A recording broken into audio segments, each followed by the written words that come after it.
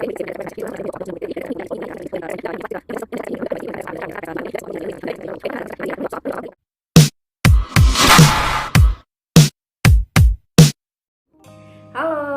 assalamualaikum warahmatullahi wabarakatuh. Aku ucapin selamat buat kalian yang menonton karena pasti kalian ini akan lanjut ke SKB. Selamat.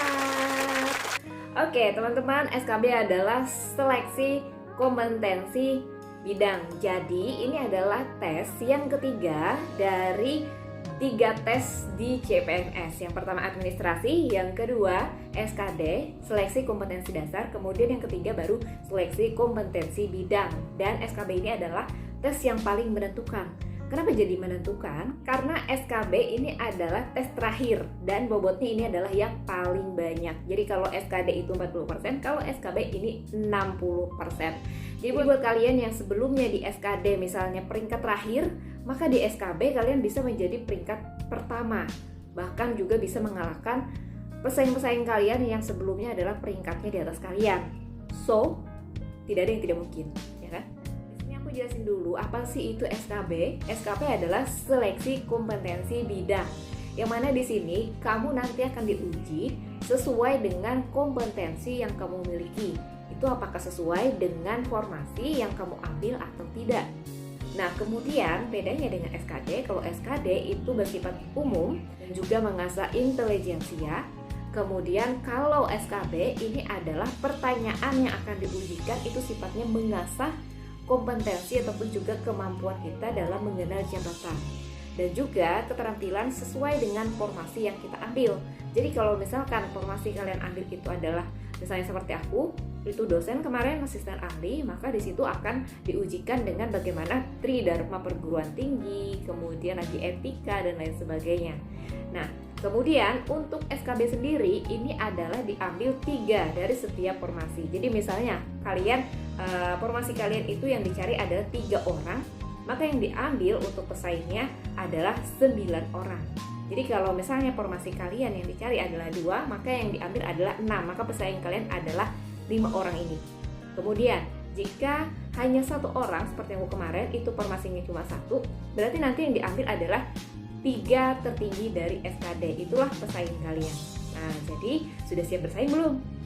Oke, aku akan sharing ini materi tentang SKB itu apa saja sih. Nah, untuk materi SKB sendiri ini sebenarnya sudah tertuang di Kemenpan RB nomor 36 tahun 2018, yang mana di situ disebutkan bahwa SKB itu terdiri dari CAT, yaitu Computer Assisted Test, dan kemudian di situ nantinya kalian akan menjawab soal selama 90 menit. Yaitu terdiri dari tes potensi akademik, tes praktik kerja, kemudian lagi tes bahasa asing. Bahasa asing ini adalah bahasa Inggris, kemudian ada juga bahasa Indonesia, psikotes, dan ada juga beberapa instansi ini yang memasukkan tes-tes lainnya, yaitu seperti tes fisik atau tes manfaat, kemudian lagi tes kesehatan jiwa, kemudian lagi tes wawancara dan juga tes microteaching. Dan itu tergantung dari instansi, karena setiap instansi ini berbeda-beda untuk jenis tes SKB-nya, tapi yang pasti CAT pasti ada di semua instansi. Bahkan ada juga instansi yang hanya CAT saja. Jadi untuk kalian yang harus dilakukan adalah bagaimana kalian bisa menjawab soal, kemudian baru kalian harus tahu dulu lagi apa sih selanjutnya tes setelah CAT. Nah, untuk tes CAT itu seperti apa saja, disimak baik-baik ya. Untuk Kementerian Pendidikan, ini seperti aku kemarin, itu dosen ataupun juga nantinya guru, itu ada memiliki tes yang berbeda dengan kementerian-kementerian lainnya seperti Kementerian Perhubungan dan juga kementerian lain.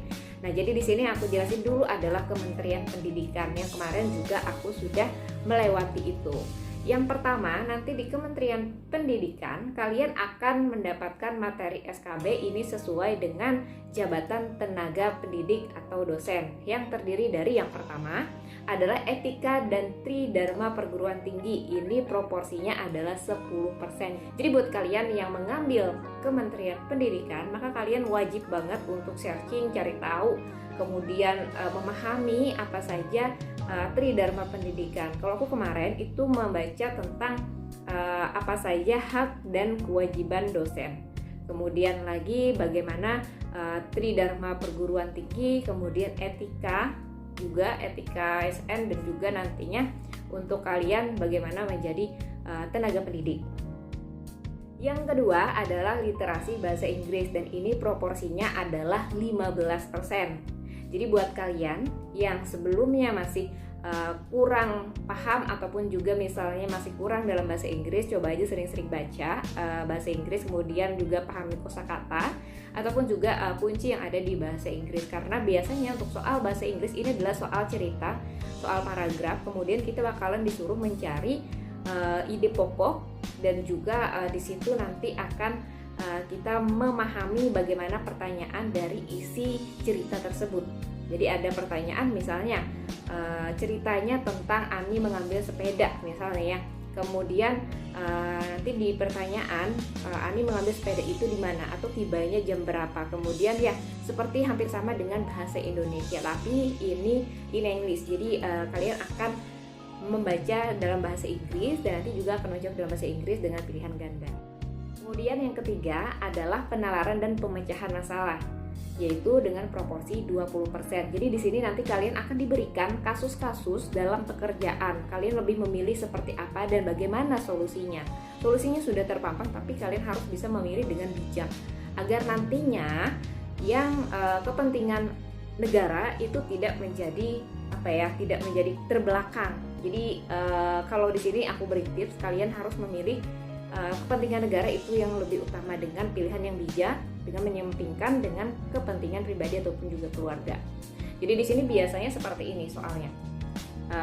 Kalau aku ingat kemarin ya, itu ada kakak ataupun juga keluarga kita yang baru dari rumah sakit lahiran dan seluruh keluarga itu ada di rumah sakit.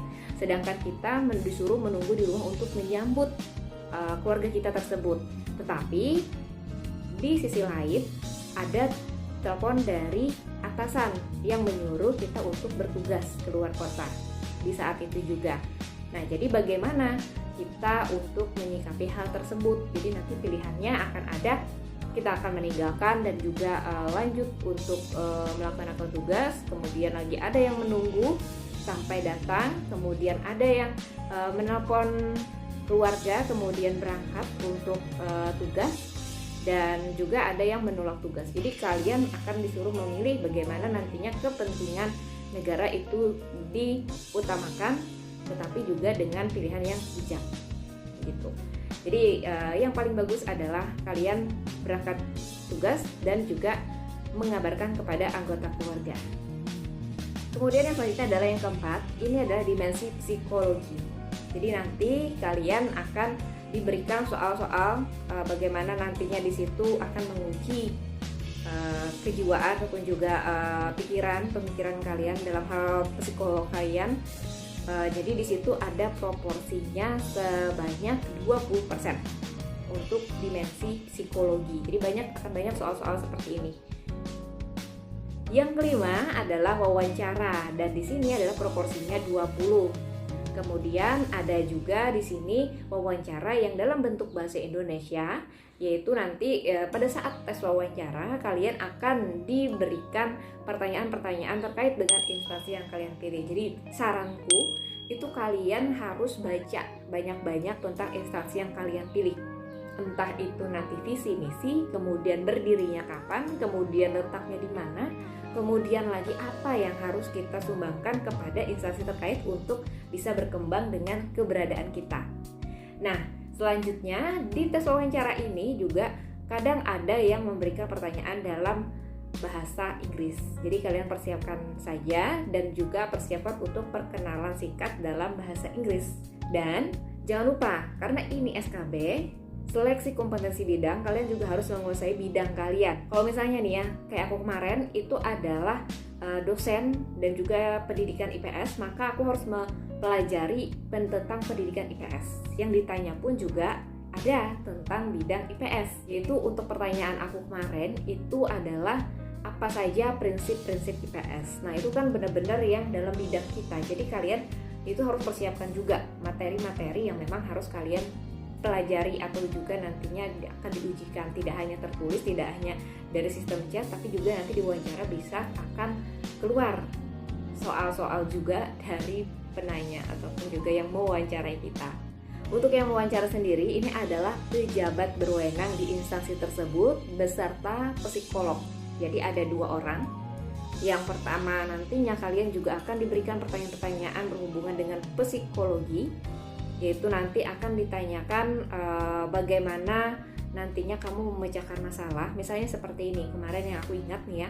Pertanyaannya kemarin adalah di sebuah tim kerja, ini kita harus disuruh untuk melaksanakan tugas, tetapi tim yang lain itu tidak mengerjakan, hanya kita sendiri. Nah, bagaimana sikap kita terhadap mereka?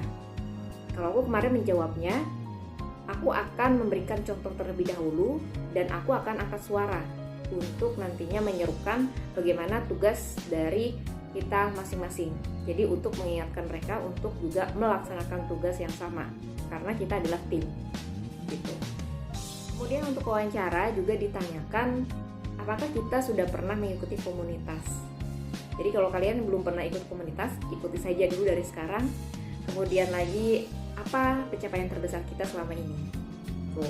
Kemudian untuk wawancara ini sebenarnya berbeda-beda untuk setiap instansi karena berhubungan dengan bidang masing-masing. Tetapi di situ akan ada nanti hal-hal yang sama, yaitu yang tadi bersifat umum yang seperti yang aku bilang tadi.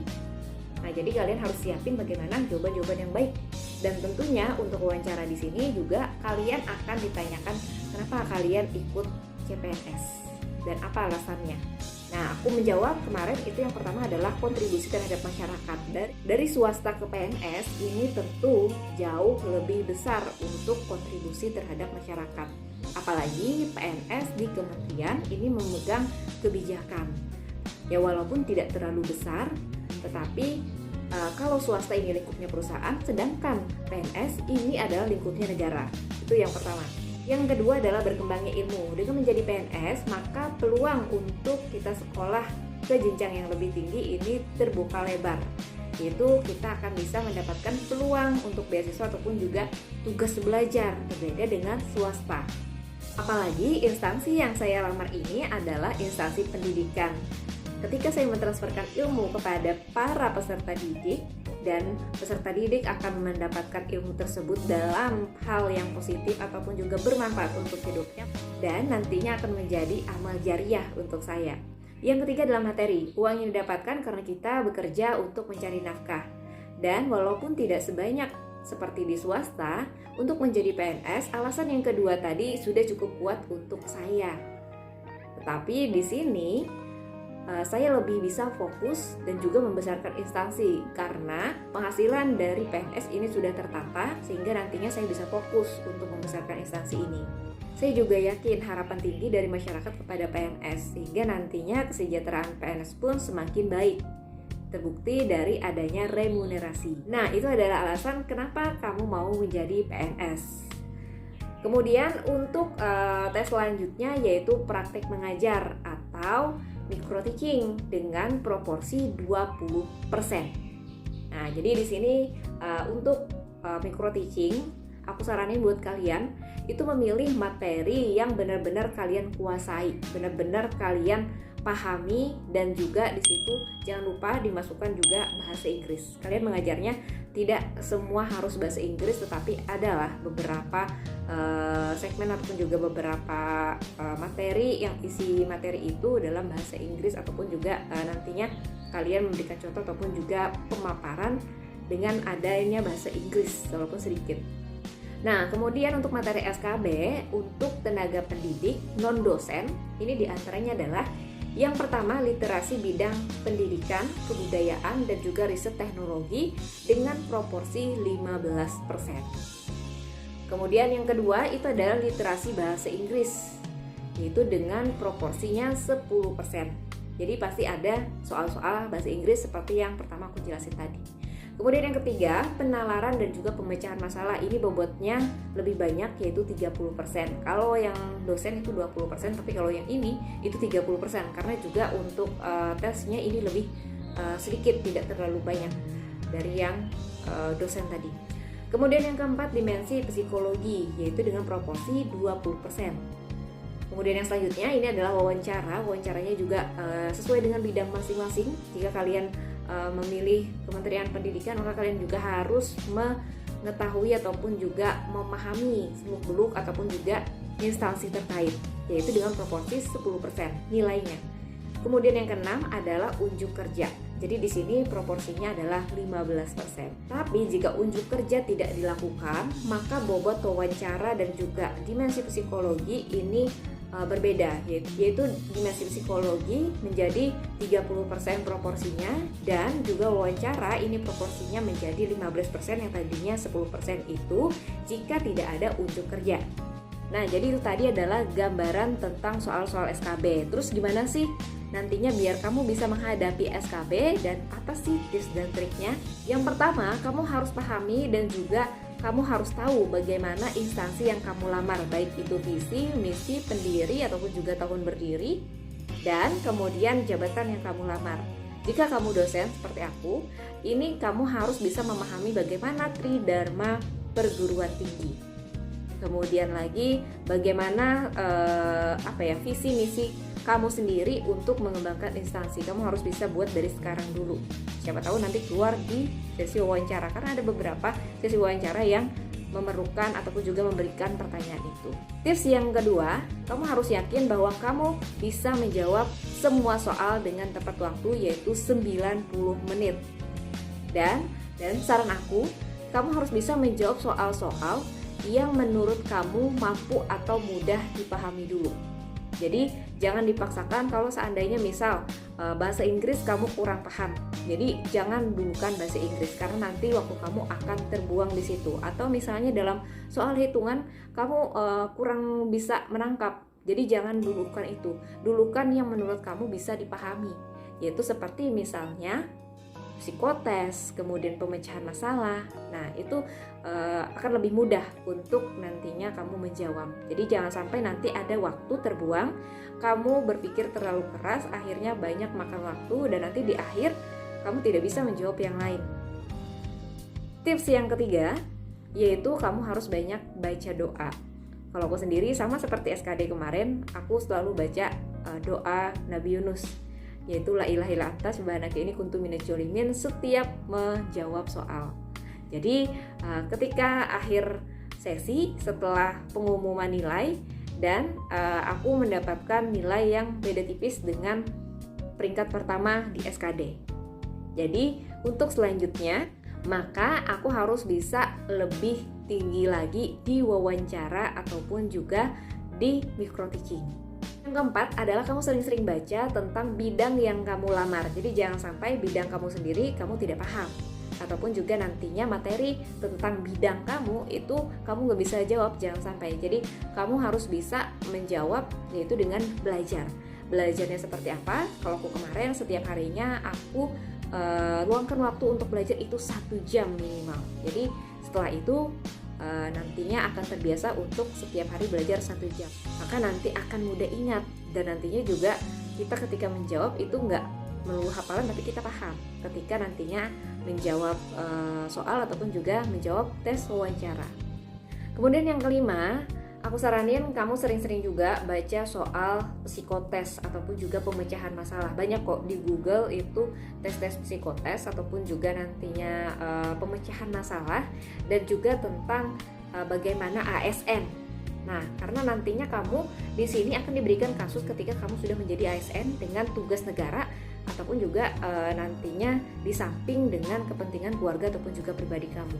Jadi di situ akan ada pemecahan-pemecahan masalah yang jawabannya itu hampir sama-sama baik, tapi kamu harus memilih yang lebih baik gitu. Jadi kamu harus sering-sering baca itu, dan juga harus tahu jawabannya yang seperti apa. Jadi kalau ketika kamu mencari soal di Google misalnya, kamu juga harus tahu jawaban yang lebih bagus itu yang seperti apa. Jadi kamu bisa paham, oh ternyata yang seperti ini.